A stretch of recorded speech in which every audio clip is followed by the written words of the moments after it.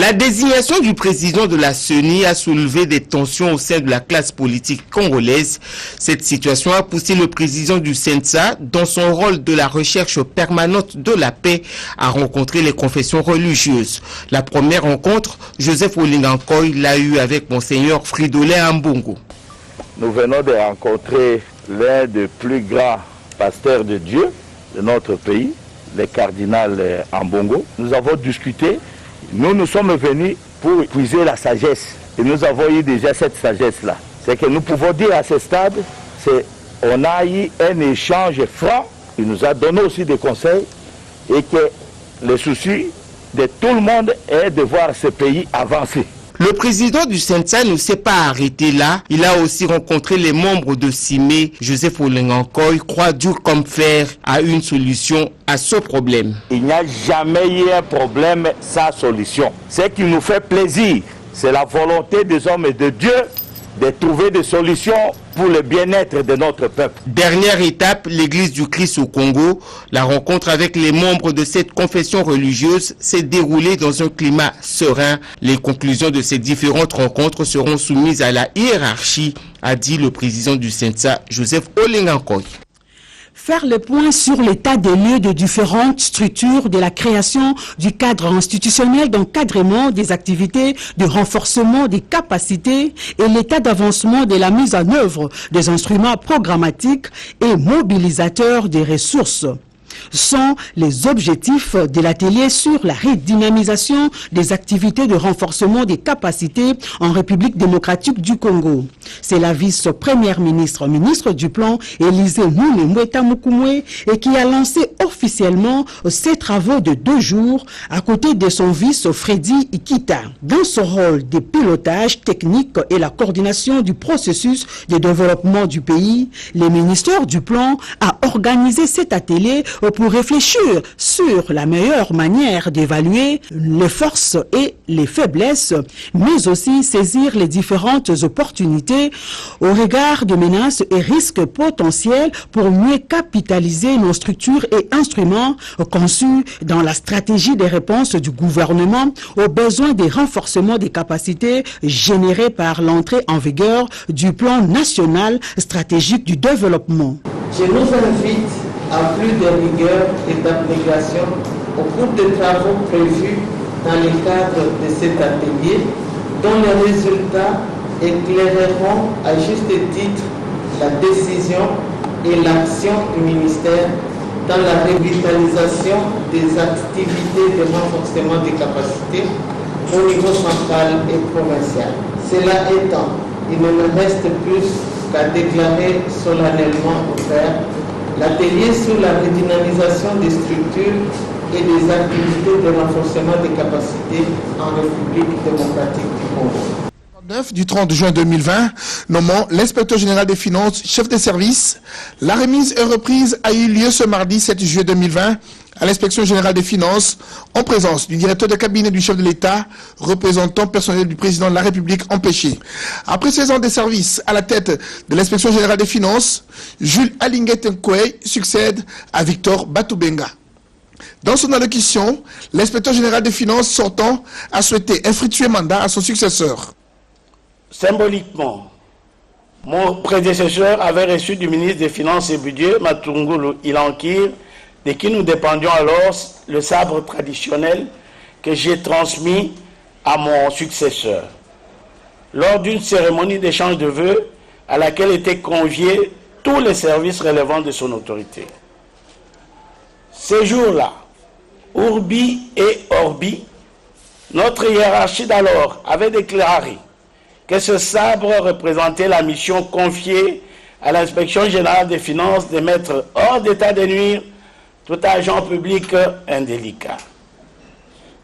Ainsi, ce sabre dont j'ai moi-même hérité de mon prédécesseur, je l'ai déjà transmis à mon successeur en l'investissant de la même mission. Puissiez-vous, votre adjoint et vous-même persévérer dans la chasse contre les mauvais gestionnaires pour le bien de ces pays qui en a tant besoin. L'inspecteur général des finances, entrant Jules Alinguete, a rendu hommage vibrant au chef de l'État, Félix Antoine Tshisekedi Tshilombo, pour la confiance placée en lui et promet travailler dans la vision du président de la République.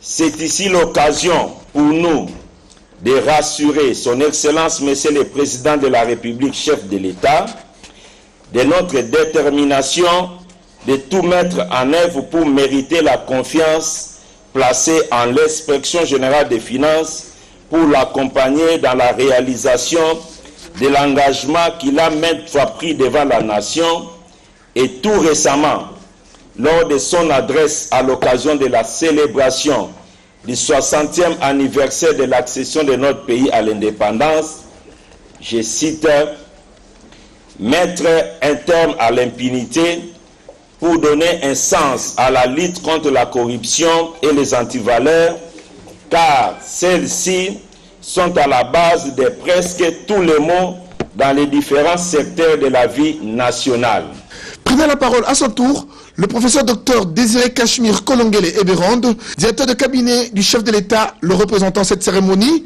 a martelé sur la gestion stricte et orthodoxe des deniers publics que doit démontrer la nouvelle équipe de l'inspection générale des finances. L'action de l'inspection générale des finances doit contribuer à soutenir les efforts du gouvernement en vue d'une plus grande mobilisation des ressources et à annihiler, sinon décourager toute fraude, toute évasion fiscale.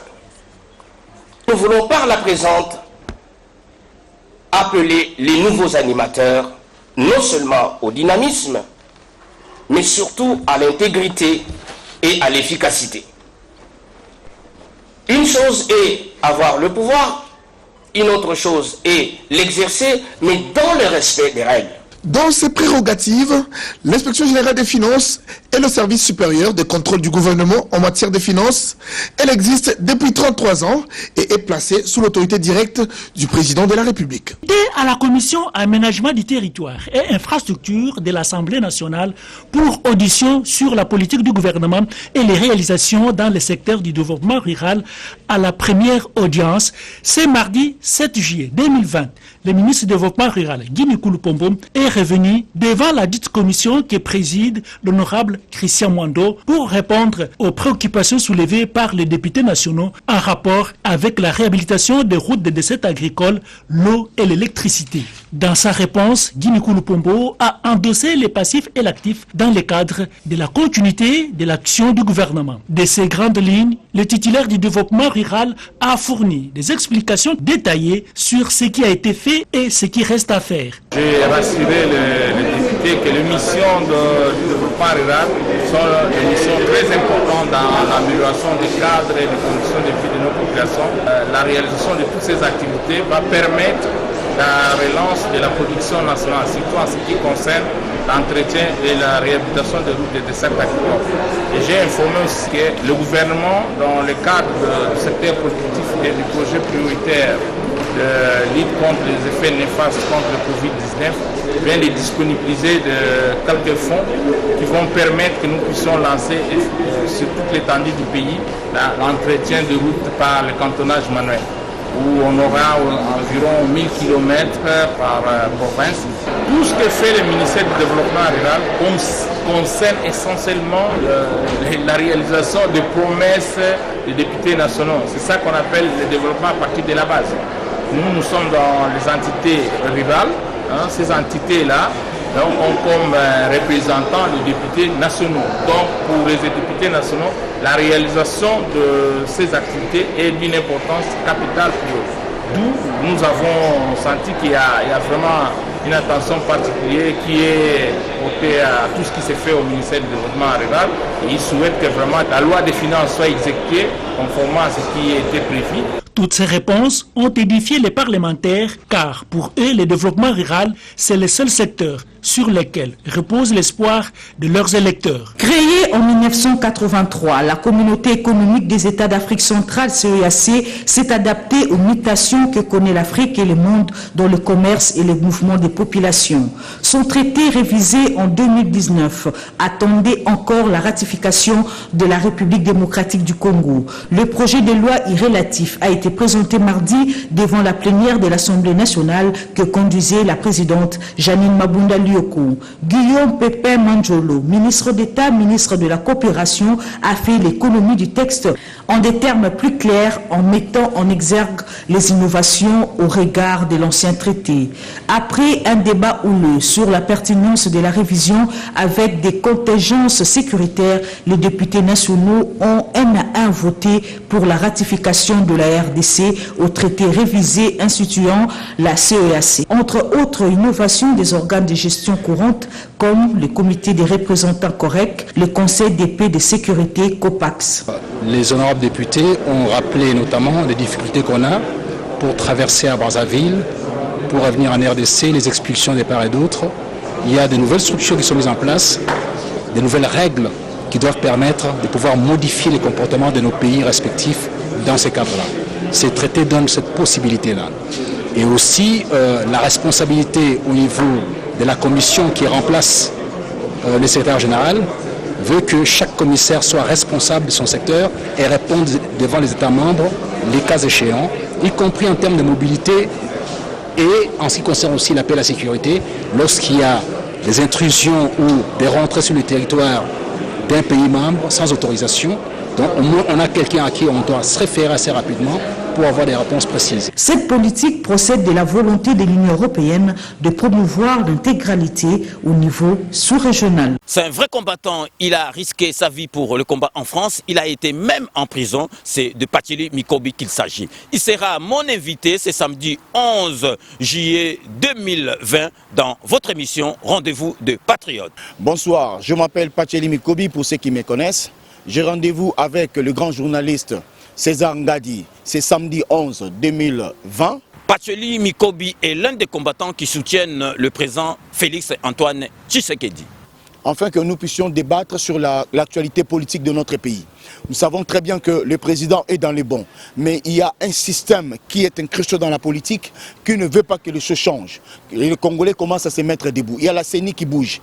De l'autre côté, il y a les prélats qui parlent. Le peuple aussi a sa voix pour parler. Et maintenant, que faut-il qu'on fasse? C'est sur ça que nous allons débattre ce samedi 11 2020, samedi juillet bien sûr, samedi 11 juillet 2020, à partir de 14h. Pacheli Mikobi sera mon invité le samedi 11 juillet de 14h à 16h dans votre émission Rendez-vous des Patriotes. Il répondra à toutes les questions relatives à la politique de notre pays et il en profitera pour vous expliquer la raison pour laquelle il soutient le président Fachi. N'hésitez donc pas à poser vos questions en direct à Pacheli Mikobi, mon invité dans votre émission Rendez-vous des Patriotes, en composant le 01 48 20 12 24 et le 07 53 36 38 09. Mbote na bandeko na ngai ba Congolais, ngai ndeko na bino na kombo ya Pacheli Mikobi Minga, nazali moko na bino awa na kati ya France. Na biangami na émission ya ndeko na biso journaliste Bobi Amunene na émission de Patriotes samedi 11 juillet 2020 na ko répondre na mituna na bino na mai matali mboka. Pacheli Mikobi azali invité nanga samedi oyo na Rendez-vous des Patriotes de 14h à 16h, azali combattant oyo azali derrière président Fachi. Ako expliquer biso ba raison na ye tina nini aponaki ko zala nasima Fachi au moment où ba misusu bazali tilelo ko sala combat oyo bazalaki ko sala kala. Makango etali mboka lelo on a français babengaka na lopoto evanescence to ebite so tozo matasio tozo kita. Ezali que bato bazalaki bazana mitema mabe. Basango bakoti yango, mindele bakoti yango. Oh peut-être ba kité, bamtanga peut-être dans le journal il y a Jeune Afrique que la MONUSCO a intervenu pour que le président Félix puisse recevoir Kabila. Ce qui veut dire qu'à partir du 27, Kabila fait une demande pour Félix à Boyaki Yango. Baye, MONUSCO est imposé. MONUSCO, ça a combien d'années dans le Congo à Salah Loroté. Donc, on a comprendre. On pas lingi à l'oba. Il faut tout en abomoko. Bon poser ma question Nabino en direct. Le combattant résistant Pacheli Mikobi a répondre à ma question Nabino surtout. Bon composer le 01 48 20 12 24 et le 07 53 36 38 09 ezali numéro ya WhatsApp. Na yango na ko répondre na ba question Nabino na émission. Il y a, comme les autres aiment bien l'appeler, Grand Prêtre César Ngadi, le samedi 11 juillet 2020 à partir de 14h. Rendez-vous le samedi 11 juillet de 14h à 16h avec le combattant résistant Pacheli Mikobi dans votre émission Rendez-vous de Patriotes. Merci beaucoup, Ingeta. Clément